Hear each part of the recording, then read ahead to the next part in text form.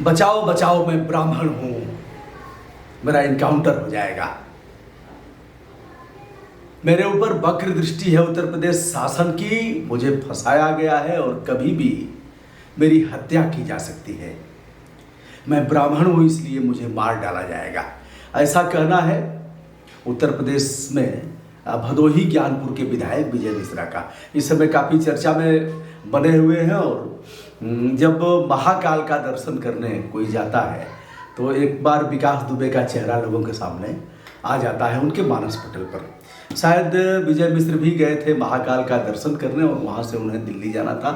बताया कि कुछ अधिवक्ताओं से मुझे कानूनी परामर्श करना था, जिसके आधार पर उत्तर प्रदेश सरकार जो लगातार हमारे ऊपर आक्रमण कर रही है और कभी भी हमारा इनकाउंटर कर सकती है और भी फर्जी मुकदमों में फंसा सकती है, उसके आधार पर हम कैसे बचाव कर सकें।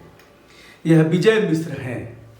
विजय मिश्र काफ़ी चर्चा में है। बाहुबली लोग कहते हैं तो वह कहीं कहते हैं कि हमें बाहुबली मत कहो, हम जनबली हैं, जनबली। और जब तक एक राजनीतिक दल की आवश्यकता हमें थी तब तक मैं जनबली था, अब हो गया हूँ बाहुबली। विजय मिश्र की यात्रा कांग्रेस से शुरू होती है। मैं बताता हूँ, किसी को कोई कहने लायक नहीं है। गोस्वामी तुलसीदास ने लिखा है, एक प्रसंग है, कोबड़ छोट कहत अपराधु, किसे बड़ा अपराधी कहा जाए, किसे छोटा अपराधी कहा जाए। तो उन्होंने कहा किसे, कोबड़ छोट कहत अपराधु, ऐसा अपराधी तो अपराधी है।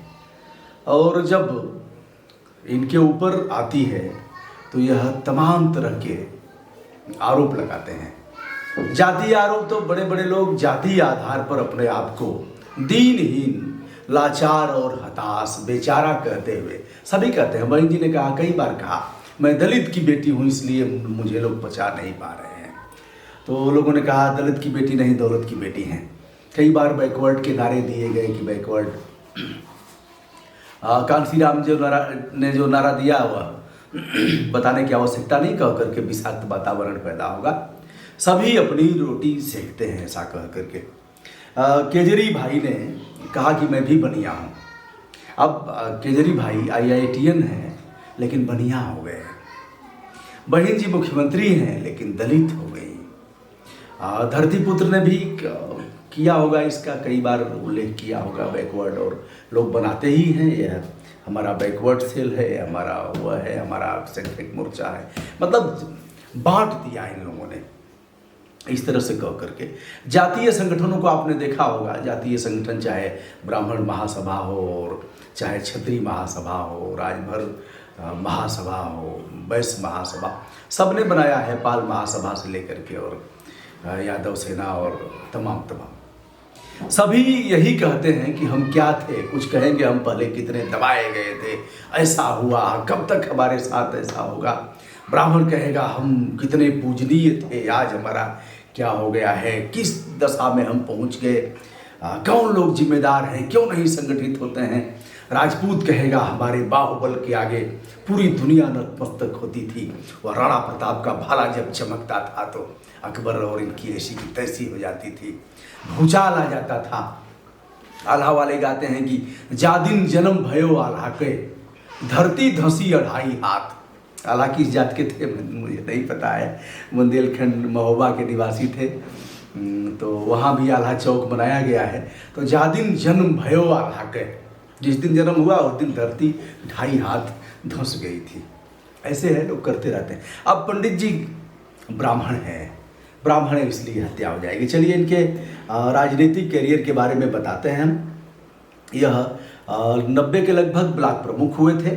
उस समय कांग्रेस कमलापति त्रिपाठी जी के यहाँ इनका आना जाना था, वहीं से इनकी राजनीतिक यात्रा शुरू हुई और यह हो जाते हैं ब्लॉक प्रमुख। तत्पश्चात आते आते और भी यात्राएं इस तरह से त्रिस्तरीय पंचायत चुनावों की चलती रही। आगे जा कर के यह हो जाते हैं विधायक।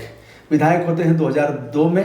धरतीपुत्र ने इन्हें बुलाया, ऐसा कहा जाता है, किसी वीडियो में हमने देखा इनका। आज ही मैं इनके बारे में गंभीर भी हुआ हूँ, यह भी बता रहा हूँ। यह सब मामले में कई लोगों ने कहा सर उस पर भी करिए, उस पर भी करिए, इस पर भी करिए, तो मैं इनके बारे में कदापि गंभीर नहीं था, ना आज भी गंभीर हूँ, यह भी है। अब 2002 में सपा मुखिया इन्हें बुलाते हैं और बुला करके इन्हें टिकट दे देते हैं। शर्त रखते हैं कि एक लोकसभा और कुछ विधानसभाओं को जिताने की जिम्मेदारी तुम्हारी है। इन्होंने सर स्वीकार कर लिया, तो वह सीटें निकलती भी हैं। तत्पश्चात 2007 में फिर यह विधानसभा का चुनाव लड़ते हैं। समाजवादी पार्टी फिर इन्हें टिकट देती है, फिर यह चुनाव जीत करके सदन में पहुंचते हैं। 2012 में फिर समाजवादी पार्टी से इन्हें टिकट मिलता है और सदन में पहुंचते हैं। इस बीच इनकी पत्नी रामलली जिला पंचायत की सदस्य होती हैं और जिला पंचायत की अध्यक्ष भी हो जाती हैं 2005 में।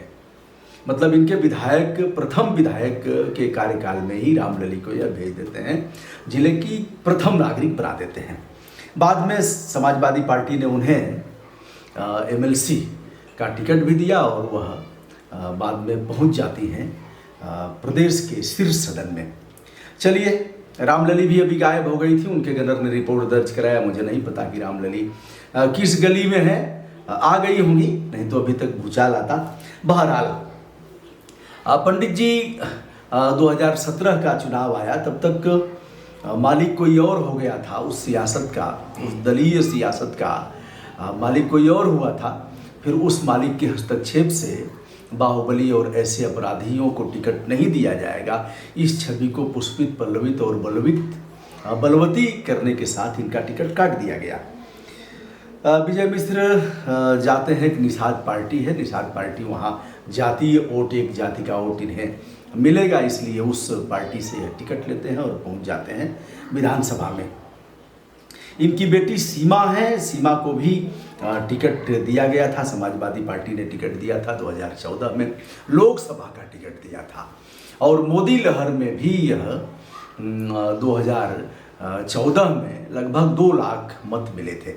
विजय मिश्र का कहना था कि तब तो हम अच्छे थे, हमें भी टिकट दिया 3-3 बार, हमारी पत्नी को टिकट दिया, हमारी बेटी को टिकट दिया लोकसभा का, और अब हम बाहुबली हो गए हैं, अब हम अपराधी हो गए हैं, माफिया हो गए हैं। चलिए, यह रहा दोस्तों। जब मध्य प्रदेश से गिरफ्तार हुए तो यहाँ से पुलिस जाती है, लेकिन पहले जैसी गलती अब नहीं होती है, विकास जैसी गलती। मजिस्ट्रेट के यहाँ पेश किया जाता है आवास पर, और मजिस्ट्रेट ने इन्हें आदेश दिया कि उत्तर प्रदेश पुलिस को सौंपा जाए। यहाँ से पुलिस जाती है और विजय मिश्र अभी रास्ते में होंगे, पहुँच जाएंगे और जेल की सलाखों में डाल दिया जाएगा। अकॉर्डिंग टू विजय मिश्र, विधायक कहना है कि राजा भैया प्रदेश के सबसे बड़े गुंडे हैं और उस गुंडे के सारे मुकदमे वापस कर लिए गए।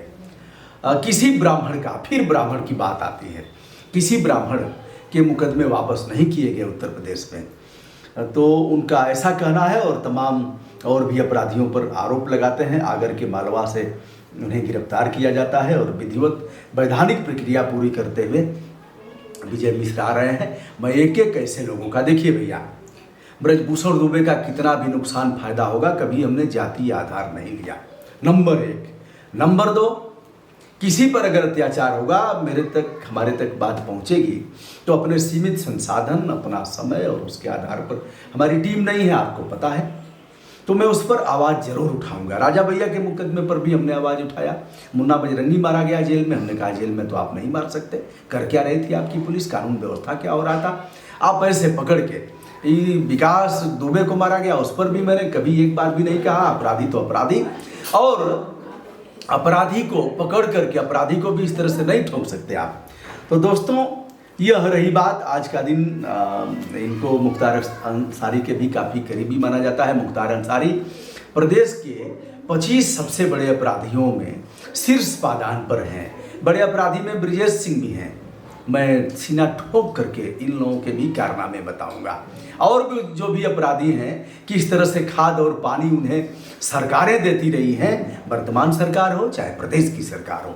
फिर वही अंतिम बात कहते हुए अपनी वाणी को विराम दूंगा। हमारे दल का अपराधी अपराधी नहीं है, वह तस्कर माफिया नहीं है, वह डकैत नहीं है, वह छिनैती करने वाला नहीं है, वह सेक्सुअल हैरेसमेंट नहीं करता, वह तो क्रांतिकारी नेता है। और तुम्हारे दल का अपराधी अपराधी है, तुम्हारे दल का अपराधी तस्कर है, तुम्हारे दल का अपराधी माफिया है, तुम्हारे दल का अपराधी छिनैती करने वाला है। इस तरह की परिभाषा इन लोगों ने गढ़ लिया है। चलिए दोस्तों, आज के दिन इतना ही। और जहाँ भी विधि व्यवस्था और विधि के मर्यादा की बात आएगी, ब्रजभूषण दुबे तो अब पंडित जी, विधायक जी ब्राह्मण हो गए, विधायक जी ब्राह्मण हो गए। अब ब्राह्मण लोग चंप जाएंगे, जियो शेर चंपे रहो। और ब्राह्मणों के साथ यह हत्या है, अपराधी तो अपराधी। यह है कि अपराधी को किसने, इनके नज़दीकी रिश्ते भारतीय जनता पार्टी से भी हैं, ऐसा नहीं है, तमाम मामले इस तरह के हैं। चलिए विनम्रता के साथ ब्रजभूषण दुबे का नमस्कार स्वीकार करिए। विजय मिश्र चाहे जितना भी बड़ा अपराधी क्यों न हो, सत्ता में गया कैसे, लोगों ने कैसे पहुंचाया, और दूसरी बात कि अपराधी को आप पकड़ के मार नहीं सकते। नमस्कार।